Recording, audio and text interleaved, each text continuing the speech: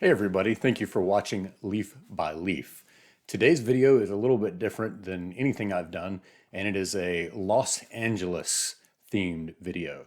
This is because I just recently booked a trip to Los Angeles. My wife and I and some friends are going out there for the week, and I've got some really fun things planned. This is our first time in California. We've only ever been as far as Vegas in terms of westward. But yeah, this is our first time in California, so of course our first time in Los Angeles. And as such, and it being such a famous city, I decided to curate an LA reading list of both fiction and nonfiction, and then share some brief thoughts on each of those books with you all. So the first book is John Fante, Ask the Dust. This came out in 1939, and all the different LA themed or LA based books lists that I looked up. This one seemed to show up on all of them, as well as Nathaniel West's Day of the Locust, which I've read before. Some of you probably know my love for Miss Lonely Hearts, but nonetheless, I decided to read it again now that I'm going there. But anyway, I started with John Fante. This one is from Ecco, and it's only about 160 pages, but it's just one of those books that, first of all, the narrator's voice. It's narrated by a writer who has had one short story published, and he's riding his wave of enthusiasm. He wants to write more. He ultimately wants to be a novelist.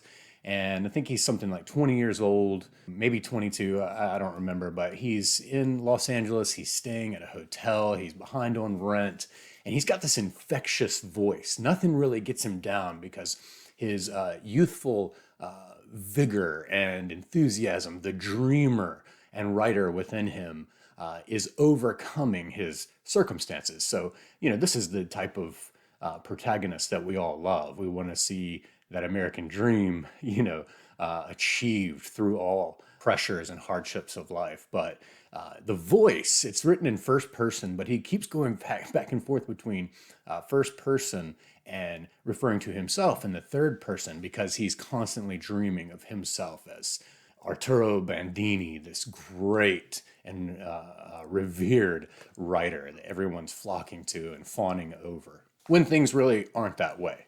He ends up falling under the spell of this Mexican waitress at the Columbia diner.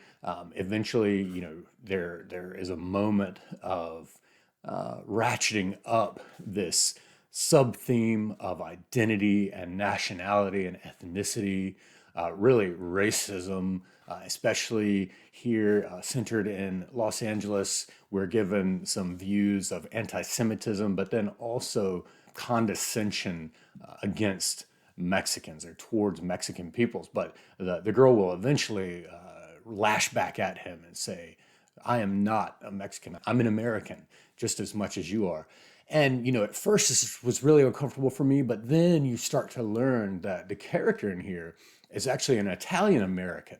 He even on the first page talks about how Joe DiMaggio is doing a great thing for the Italian people. And he takes a lot of pride in this. And what we come to find out is his lashing out at people at other nationalities it comes from a deep hurt from within himself. He has wounds. We get these glimpses of a past where people have condescended him and hurt him based on his Italian heritage. And he has carried that hurt with him. And this is a major theme, which makes the book very prescient. Like I said, it came out in 1939. It references the fact that Hitler has provoked the Polish peoples and war is breaking out. Of course, the character in here is so strong-headed and so full of himself that he says, basically, who cares about Hitler? Who cares about war?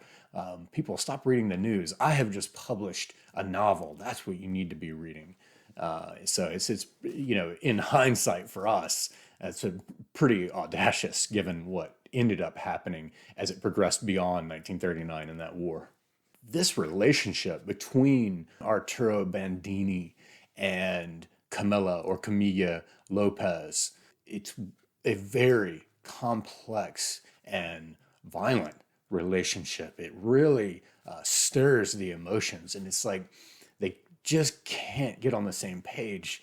They both have feelings for the other, but they are both harboring such deep hurts that for whatever reason, they each prod and provoke each other. And it's like they know how to push each other's buttons just so. And there's so many times when I just wanted to really just punch Arturo in the face for how he's treating Camilla. But this serves ultimately, it's just how it is when there's turmoil and hard times. This stirs up emotion and passion and energy way more to set up for an extremely evocative ending. And the final image, the final tableau, is very strong in this book. I could not put it down. It's a Saturday today, and I basically read this whole thing. I read like 50 pages last night, and then the remaining 110 today. This is one of those books. Once I started reading it, the infectious voice that kind of like, Holden Caulfield, you just can't get enough of hearing what they're going to say about something, how they're going to describe something. But then the very complex emotional fabric that's wrought here, and then the racism and the violence. There, like I said, there's this subtext of violence between Arturo and Camilla, but also it's shown towards an animal, toward a calf. And I need to think more on these, but it's also quite a coincidence that I would read this book the day after I actually got a piece accepted for publication in Kenyon Review, which is amazing. And thank you so much for everybody who was sending me congratulations on Instagram and Twitter. But this is 17 years in the making. I've been submitting to different journals like Kenyon, and now I've gotten accepted. It's the first time I've ever seen something accepted on Submittable, so that was amazing. But it's cool to read this because it's about a young author who's had a little bit of a success, and they're just trying to go at it and sitting at the typewriter and trying to hash out these short stories so that they can ultimately write a novel. And there's a moment late in the book, and it's just a paragraph that describes that feeling. And I'm a sucker for books about writers anyway, but it says, "The good days, the fat days, page upon page of manuscript, prosperous days, something to say, the story of Vera Rivkin, and the pages mounted, and I was happy. Fabulous days, the rent paid, still $50 in my wallet, nothing to do all day and night but write and think of writing. Ah, such sweet days to see it grow, to worry for it. Myself, my book, my words. Maybe important, maybe timeless, but mine, nevertheless." The indomitable Arturo Bandini, already deep into his first novel. That really catches that writing fever. We get great glimpses of LA and the feeling of how he feels being there. "Los Angeles, give me some of you.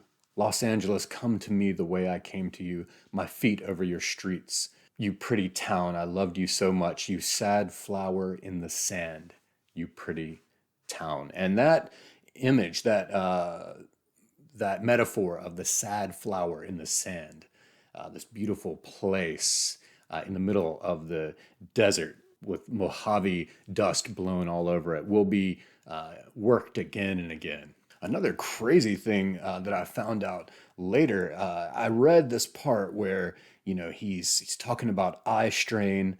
Remember at the time that Fante is writing, it's 1939, and in this book he says, "Careful, Arturo Bandini, don't strain your eyesight. Remember what happened to Tarkington. Remember what happened to James Joyce." And I read later that almost 40 years after writing this, in 1979, John Fante would in fact go blind from complications with diabetes. Kind of chilling. It was like he was already worried about it at the moment of penning this, and 40 years later it happened. He has these great, remember this is 1930s, he's going to diners, clacking on a typewriter. He buys a suit and two-tone shoes. It's just got this, I love that feeling. And he says, again, this is evocative of LA at the time. He says, "Hello, old houses, beautiful hamburgers singing in cheap cafes." I love these little one-liners. And so I was down on Fifth and Olive, where the big streetcars chewed your ears with their noise, and the smell of gasoline made the sight of the palm trees seem sad. If you haven't checked out Ask the Dust by John Fante, whether you're interested in Los Angeles themed books like I was or not, this one really transcends that and gives us an emotional, complex story about relationships and identity and about the glitz and glam of a place and achieving goals versus the need to find love and not be alone. Wonderful book.